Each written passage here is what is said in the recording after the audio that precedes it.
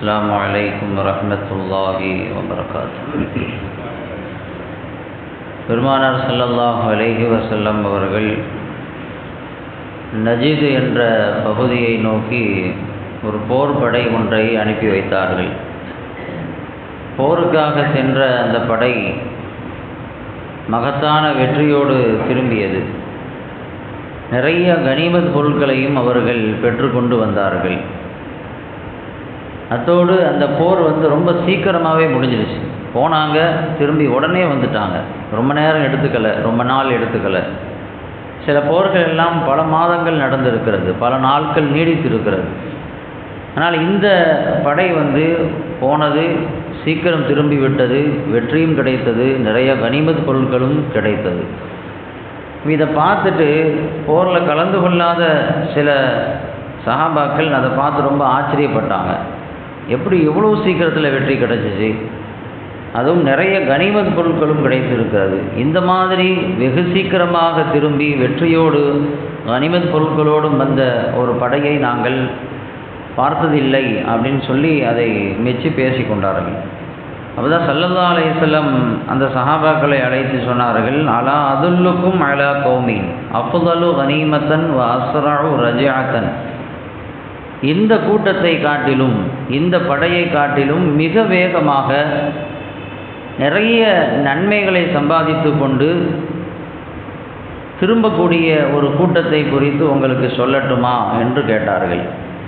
வேகமாக சின்ன நேரத்தில் நிறைய பலன்கள் அவங்க அனுபவிச்சிருவாங்க. அந்த மாதிரியான ஒரு கூட்டத்தை குறித்து உங்களுக்கு சொல்லட்டுமான்னு கேட்டாங்க.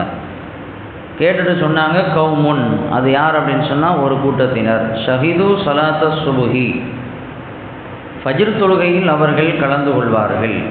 சும்ம ஜலசு எதுகுருனல்லாஹ ஹத்தா தலஅத் அலைஹிமு ஷம்சு, சூரியன் உதிக்கின்ற வரை அதே இடத்தில் அமர்ந்து கொண்டு தஸ்பீஹ் செய்வார்கள், துஆ செய்வார்கள், அல்லாஹ்வை ஸிக்ர் செய்வார்கள். இப்படிப்பட்ட அந்த கூட்டத்தினர் உலாய்க்க அஸ்ரஉ ரஜஅத்தன் வ அஃதலு கனீமத்தன், ரொம்ப சீக்கிரமான நேரத்தில் நிறைய பலன்களை அவர்கள் பெற்றுக்கொள்வார்கள் என்று பெருமானார் ஸல்லல்லாஹு அலைஹி வஸல்லம் அவர்கள் சொன்னார்கள். அந்த போர் படை போருக்கு போச்சு, சீக்கிரமாக திரும்பிடுச்சு, வெற்றி கிடச்சிச்சு, கனிமத் பொருட்கள் நிறைய கிடச்சிச்சு. இந்த மாதிரியான ஒரு கூட்டத்தை நாங்கள் பார்த்ததில்லை என்று நீங்கள் ஆச்சரியப்படுகிறீர்கள். அதைவிட மிக வேகமாக நிறைய பலன்களை பெற்றுக்கொள்ளக்கூடிய கூட்டம் எதுன்னா, ஃபஜ்ர் தொழுகைக்கு சூரியன் உதிக்கின்ற வரை அதே இடத்தில் அமர்ந்து கொண்டு திக்ரிலும் துஆவிலும் இஸ்திக்ஃபாரிலும் ஈடுபடக்கூடிய அந்த கூட்டத்தினர் என்பதாக ஸல்லல்லாஹு அலைஹி வஸல்லம் அவர்கள் சொன்னார்கள். குறைந்த நேரத்தில் நிறைய நன்மைகளும் பலன்களும் கிடைத்துவிடும். அது எந்த நேரம் அப்படின்னு சொன்னால், இந்த ஃபஜ்ர் தொழுகைக்கு தொடர்ந்து இருக்கக்கூடிய அந்த நேரம், இஷ்ராக் வரை இருக்கக்கூடிய அந்த நேரம். ஏன்னா அது பரக்கத்தான ஒரு நேரம் என்று ஸல்லல்லாஹு அலைஹி வஸல்லம் அவர்கள் சொல்லி அந்த நேரத்திற்காக தனிப்பட்ட முறையில் துஆவும் செய்திருக்கிறார்கள். அல்லாஹும்ம பாரிக் லி உம்மத்தி ஃபீ புக்கூரிஹா, என்னுடைய சமுதாயத்திற்கு அதிகாலை பொழுதில் பறக்க செய்திடு அப்படின்னு ஸல்லல்லாஹு அலைஹி வஸல்லம் துஆ செஞ்சுட்டாங்க. அதனால் அந்த குறுகிய நேரத்தில் ஒருவர் எந்த காரியத்தில் ஈடுபட்டாலும் அது வெற்றியாக அமைஞ்சிடும். நேரம் குறைவாக இருக்கும், ஆனால் அதில் செய்யக்கூடிய வேலைகளுக்கு கிடைக்கக்கூடிய பலன்கள் ரொம்ப ஜாஸ்தியாக இருக்கும். அது அமலாக இருக்கலாம், அல்லது உலகத்தினுடைய காரியங்களாக இருக்கலாம், நம் சொந்த குடும்பத்தினுடைய காரியங்களாக இருக்கலாம். எந்த காரியத்தில் ஈடுபட்டாலும் இந்த நேரத்தில் செய்யும் பொழுது அது ஒரு மிகுந்த பலன்கள் அந்த நேரத்திற்கு கிடைக்கும், அந்த வேலைகளுக்கு கிடைக்கும். இந்த நேரத்திற்கு இருக்கக்கூடிய ஒரு பரக்கத். அதனால தான் ஸல்லல்லாஹு அலைஹி வஸல்லம் எந்த படையை அனுப்புவதாக இருந்தாலும் ஃபஜ்ர் முடித்த கையோடு அனுப்புவாங்க. வியாபாரத்திற்கு சஹாபாக்கள் போகிறதா இருந்தால் ஃபஜ்ர் தொழுது உடனே போவாங்க. நிதானமாக வீட்டில் குளிச்சுட்டு கொண்டு டிஃபன் சாப்பிட்டு அப்படிலாம் போகிற பழக்கம் சஹாபாக்களுக்கு இல்லை. பயணத்தை தொடங்குவதாக இருந்தால் ஃபஜ்ரை முடித்துவிட்டு, போருக்கு கிளம்புவதாக இருந்தால் ஃபஜ்ரை முடித்துவிட்டு, ஏதாவது பேசுவதாக இருந்தால், முடிவெடுப்பதாக இருந்தால், மஷ்வரா செய்வதாக இருந்தால் ஃபஜ்ர் தொழுகையை முடித்து, எல்லாம் ஃபஜ்ர் தொழுகைக்கு பிறகு தான் அவர்களுடைய வாழ்க்கையின் பெரும்பாலான வேலைகளை செய்தார்கள். ஏன்னா அந்த நேரத்தில் செய்யும் பொழுது சீக்கிரம் முடிஞ்சிடும். பரக்கத்தான நேரம். பரக்கத்தை குறித்து தான் பேசி கொண்டிருக்கிறோம். பரக்கத்தினாவே குறைந்த நேரத்தில் நிறைய பலன்கள் கிடைக்கும், அதுதான் பரக்கத்தை அப்படின்னோம். அது முழுமையாக நாம் அனுபவிக்கிறது எந்த நேரத்தில்னா, இந்த ஃபஜ்ருடைய நேரத்தில். சஹாபாக்கள் பெருமானார் ஸல்லல்லாஹு அலைஹி வஸல்லம் அவர்களை அடிக்கடி சந்திக்க வருவார்கள். குறிப்பாக மார்க்கத்தில் ஏதாவது சந்தேகம் அப்படின்னு சொன்னால் ஏதாவது அவங்க தெரிந்து கொள்ள வேண்டிய விஷயம் இருந்துச்சு அப்படின்னா பெருமானாரை சந்தித்து அது குறித்து தெளிவை பெற்றி கொண்டு போவார்கள். அப்படி வரக்கூடிய சஹாபாக்கள் பெருமானாரை சந்திப்பதற்கு அவர்கள் தேர்வு செஞ்ச நேரம் எதுன்னா ஃபஜ்ருடைய நேரம். ஃபஜ்ர் தொழுகைக்கு வந்துடுவாங்க, அல்லது ஃபஜ்ர் தொழுதுட்டு வீட்டுக்கு போனாலும் கூட ஃபஜ்ர் தொழுதுட்டு உடனே வருவாங்க. அந்த இஸ்ராக்கு சூரியன் உதயமாகக்கூடிய அந்த நேரத்துக்குள்ளே வந்து பெருமானாரை சந்திப்பார்கள், கேட்க வேண்டிய கேள்விகளை கேட்பார்கள், பெற வேண்டிய தெளிவுகளை பெறுவார்கள். ஏன்னா அந்த நேரத்தில் கேட்கும் பொழுது அது உள்ளத்தில் ஆழமாக இறங்கும், அது அமலுக்கு உடனே வரும். எத்தனையோ விஷயங்களை கேட்குறோம், நம்ம காது வழியாக கேட்டு அப்படியே விட்டுட்டு போயிடுவோம், அது உள்ளத்தில் இறங்காது. ஆனால் ஃபஜருக்கு பிறகு கேட்கக்கூடிய அந்த விஷயங்கள் உள்ளத்தில் ஆழமாக இறங்கும். அதனால தான் ஃபஜருக்கு பிறகு பயான் செய்யக்கூடிய பழக்கம் இது எல்லா இடத்துலையும் இருக்கிறது. உடனே வந்து அது மாற்றத்தை ஏற்படுத்தும். சஹாபாக்கள் அந்த நேரத்தை பயன்படுத்தி இருக்கிறாங்க. காரணம் கேட்கும்போது இதுதான் சொன்னாங்க, எம்பெருமானார் ஸல்லல்லாஹு அலைஹி வஸல்லம் இந்த நேரத்தில் பரக்கத்து இருக்குன்னு சொல்லிட்டாங்க. நான் கேட்கக்கூடிய அந்த விஷயங்கள் கூட இந்த நேரத்தில் கேட்கும் பொழுது என் வாழ்க்கையில் மாற்றத்தை ஏற்படுத்தக்கூடியதாக அமைஞ்சிரும் அப்படின்னு சஹாபாக்கள் சொல்லுவாங்க. அந்தளவுக்கு பரக்கத்தான ஒரு நேரம். அரபிகள் ஒரு வார்த்தை ஒன்று சொல்வார்கள், என்ன அப்படின்னு சொன்னால், அதாவது ஒரு ஒட்டகம் இருக்குது அப்படின்னு சொன்னால் அந்த ஒட்டகத்தை நீ உனக்குள் வைத்துக் கொள்வதாக இருந்தால் அது ஓடி போகாமல் நீ பிடிச்சி வைக்கணும் அப்படின்னு சொன்னால் அதனுடைய முன்பகுதியை மட்டும் பிடிச்சா போதும். அம்சக்த அவ்வளவு தபியாக்க ஆகிருகு.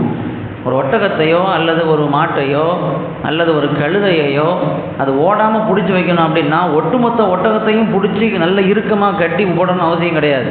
அப்படி மொத்தமாக உடம்போடு சேர்த்து பிடிக்கணும்னு அவசியம் கிடையாது. அது மூக்கில் ஒரு கயிறை போட்டு பிடிச்சிக்கிட்டா போதும், அல்லது கழுத்தில் ஒரு கயிறை போட்டு இறுக்கமாக பிடிச்சிக்கிட்டா போதும். ஒட்டகமோ அது குதிரையோ அல்லது கழுதையோ ஒன்றை விட்டு ஓடாது. அதனுடைய முன்பகுதி உன் கையில் இருந்துச்சுன்னா மொத்தமும் உன் கையில் இருக்கும். அதுதான் அதனுடைய அர்த்தம். ஏன் இந்த வார்த்தையை சொல்லுவாங்க அப்படின்னு சொன்னால், அதிகாலை பொழுது ஒருத்தர் அவர் கையில் இருந்துச்சு அப்படின்னா ஒட்டுமொத்த நாளும் அவர் கையில் வந்துடும். அதிகாலை பொழுது ஒருத்தர் சரியான முறையில் பயன்படுத்திட்டாரு, அதை சரியான முறையில் வந்து யூஸ் பண்ணிக்கிட்டார் அப்படின்னா ஒட்டுமொத்த நாளும் அவர் கையில் இருக்கும். எல்லாம் அந்த நாளுடைய அந்த 24 மணி நேரமும் அவருக்கு சிறப்பானதாக அமைஞ்சிடும். அந்த நேரத்தை பிடிக்க வேண்டிய நேரத்தை ஒருத்தர் விட்டுட்டாரு, அந்த நேரத்தை தூங்குறாரு, அந்த நேரத்தில் எழுஞ்சிக்கல, சோம்பேறித்தனமாக இருக்கிறார் அப்படின்னா ஒட்டுமொத்த நாளும் அவருக்கு கை விட்டு போயிடும் அப்படின்னு சொல்லுவாங்க. இப்னு அப்பாஸ் ரலியல்லாஹு தஆலா அன்ஹு அதனால தான் ஃபஜ்ர் தொழுகை முடிச்சுட்டு உட்காந்து திக்ர் செய்வாங்களாம். எது வரைக்கும்னா சூரியன் உதயமாகிற வரைக்கும். சூரியன் உதயமாகிற வரைக்கும் திக்ர் செஞ்சுட்டு இப்படி ஒரு வார்த்தையை சொல்லுவாங்களாம், அல்ஹம்துலில்லாஹ், அல்லாஹ்வுக்கு எல்லா புகழும். அல்லதி அகாலனா யௌமனா, இந்த நாளை அல்லாஹ் எனக்கு பாதுகாத்து கொடுத்து விட்டான், நான் எந்த பாவமும் செய்யலை, அல்லாஹ் பாதுகாத்துட்டான், அதனால் அல்லாஹ்வுக்கு நான் புகழ்கிறேன் அப்படின்னு சொல்லுவாங்களாம். இன்னும் ஒரு நாள் முடியலை, கரெக்டாக சூரியன் உதயமாகக்கூடிய நேரம் வரைக்கும் தான் வந்திருக்குது, அது வரைக்கும் தான் அவங்க திக்ர் செஞ்சுருக்காங்க. அந்த நேரத்திலேயே அவங்க சொல்லுவாங்களாம், இந்த ஒரு நாள் அல்லாஹ் எனக்கு பாதுகாத்து கொடுத்துட்டான் அப்படிங்குவாங்களாம். அப்படின்னா என்ன அர்த்தம்னா, அந்த நேரத்தை அவர் பாதுகாத்ததுனால ஒட்டுமொத்த நாளும் அவருக்கு பாதுகாப்பாக அமைஞ்சிரும். அவர் பாவம் செய்ய மாட்டார், நன்மையான காரியத்தில் மட்டும்தான் ஈடுபடுவார், அந்த நாள் சிறப்பாக இருக்கும் அப்படின்னு சொல்கிறாங்க. நாளுடைய தொடக்கத்தை சரியான முறையில் பயன்படுத்தி கொண்டால் ஒட்டுமொத்த நாளும் நம் கையில் வந்துவிடும், அது பரக்கத்தானதாக இருக்கும், நமக்கு பயன் தரக்கூடிய நாளாக அமைஞ்சிரும் அப்படிங்கிறத நம்ம பார்க்குறோம். அதனால தான் ஹதீஸ் ஷரீஃபில் வருகிறது, ஃபஜ்ர் தொழுகை யார் தொழுதாரோ அவருக்கு அந்த நாள் உற்சாகமானதாக இருக்கும். ஷைத்தான் போடக்கூடிய அந்த முடிச்சுகள் அவிழ்க்கப்பட்டு விடும்.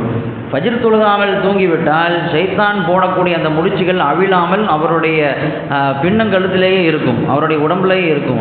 அந்த முடிச்சு அவிழ்க்க முடியாது.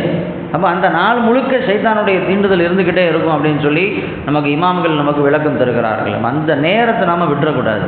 ஃபஜ்ருடைய நேரத்தை, ஃபஜ்ரிலிருந்து சூரியன் உதயமாகக்கூடிய நேரத்துக்கு பொன்னான நேரம், எது செஞ்சாலும் பரக்கத்தான் அமைஞ்சிடும்.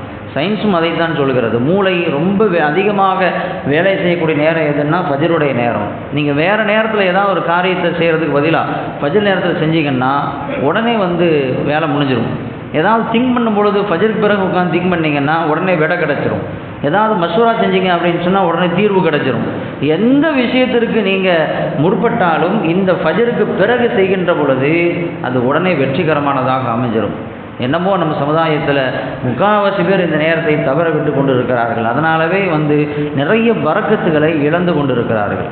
சஹாபாக்களில் யாருமே இந்த நேரத்தை தவறு விட்டது கிடையாது. அதனால தான் அவங்க வலிமை மிக்க சமுதாயமாக இருந்தார்கள், ஆரோக்கியமான சமுதாயமாக இருந்தார்கள், அறிவில் உயர்ந்தவர்களாக இருந்தார்கள், எல்லாத்துலேயும் அவர்கள் சிறந்தவர்களாக இருந்தாங்க. அதுக்கு காரணம் என்னென்னா இந்த நேரம் அவங்க பயன்படுத்தினாங்க.